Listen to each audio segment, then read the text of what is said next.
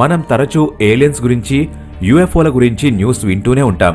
UFO అంటే unidentified flying object, అంటే ఎటువంటి సమాచారం లేని ఒక ఎగిరే వస్తువు అని అర్థం.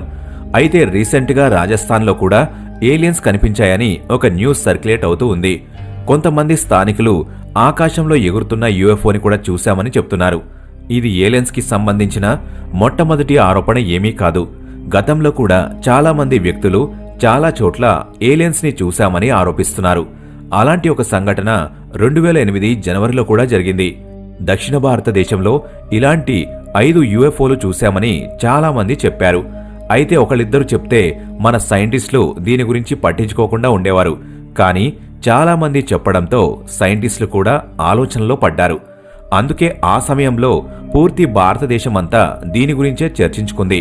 2023లో కూడా ముంబైలోని గేట్వే ఆఫ్ ఇండియా దగ్గర యూఎఫ్ఓలు చూశామని కొంతమంది చెప్పారు.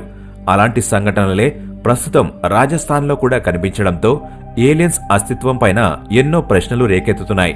ఇప్పటి వరకు యూఎఫ్ఓలను చూశామని చెప్పిన వాళ్ళందరూ కూడా యూఎఫ్ఓ లోహంతో తయారు చేయబడిన ఒక వస్తువని, అది చాలా ఎక్కువగా ప్రకాశిస్తూ ఉంటుందని, అందులో నుంచి ఎవరైనా బయటికి వస్తున్నప్పుడు చాలా వెలుగు వస్తుందని చెప్తున్నారు.